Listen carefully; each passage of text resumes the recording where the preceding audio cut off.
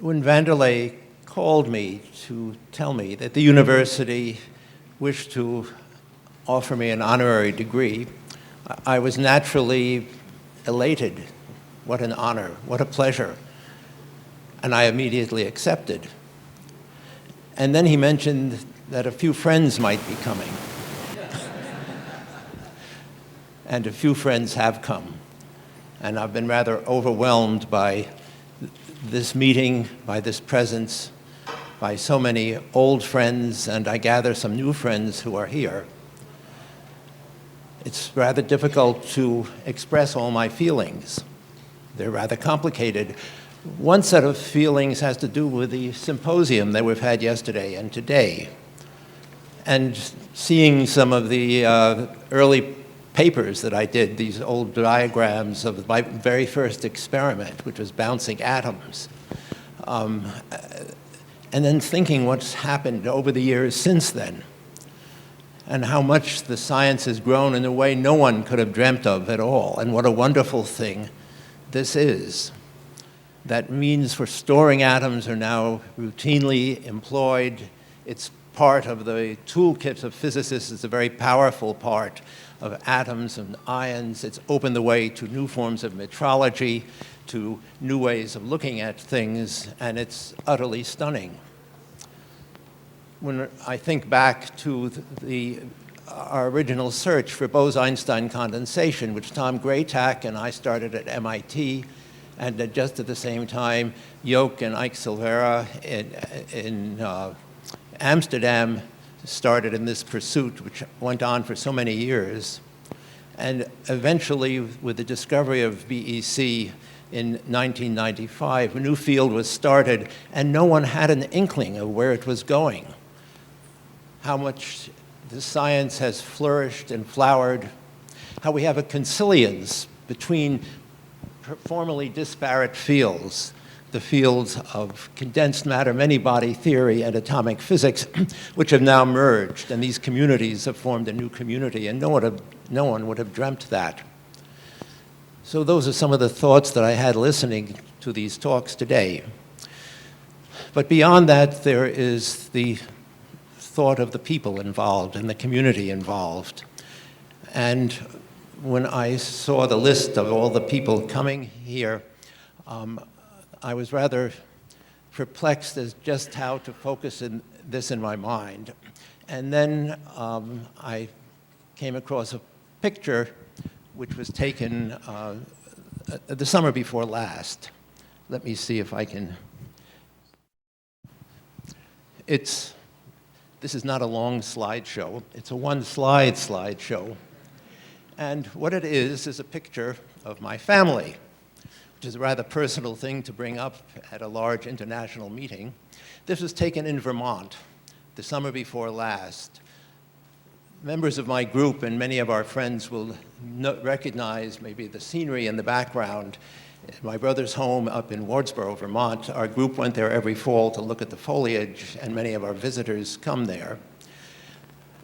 In the fall of 1955, I drove to Boston, to Cambridge, enrolled at Harvard, and I met Norman Ramsey. And I started on the research work that year, which led to the experiment that Dave Wineland showed of bouncing atoms. That experiment gave first results in August or July of 1958.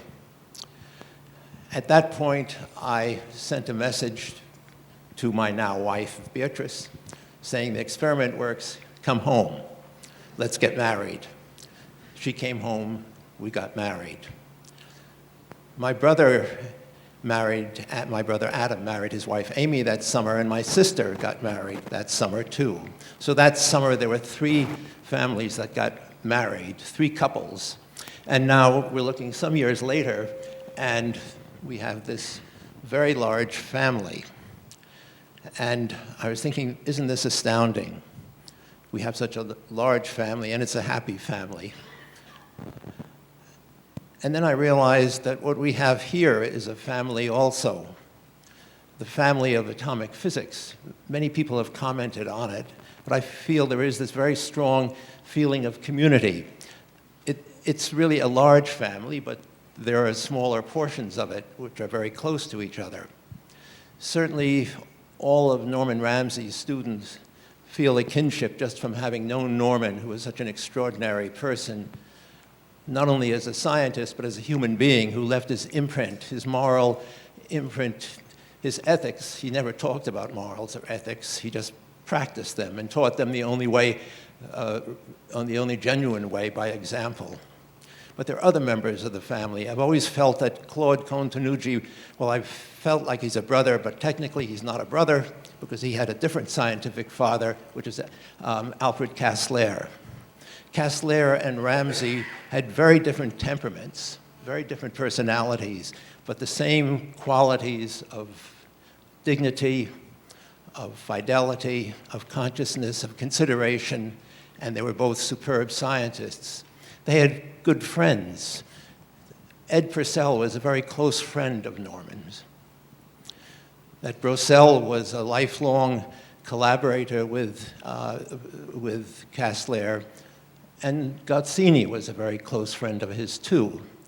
So these people who are sort of towering figures in the field know other people who are towering figures, and they set a style of behavior which is enviable and worth trying to emulate, and it's not always possible to emulate it, but at least one can try.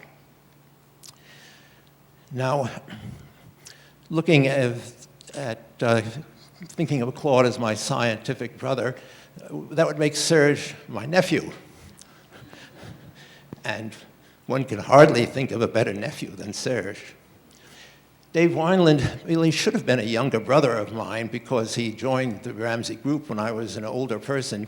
But as he mentioned, he came just as I left. So I can claim no credit for influencing him in any way whatsoever.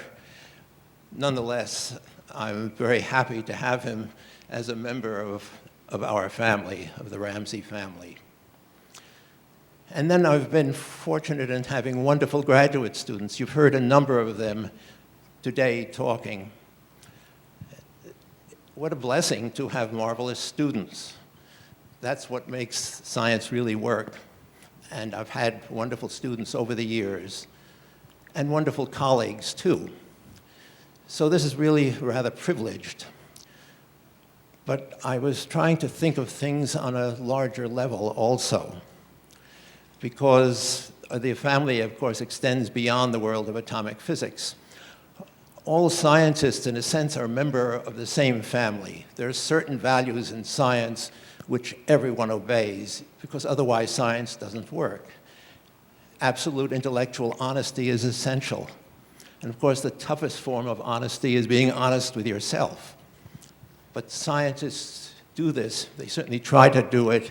And I sort of feel that this attitude towards the world, towards interactions, towards people, sort of carries over beyond science. So we're very fortunate to have that heritage of intellectual honesty.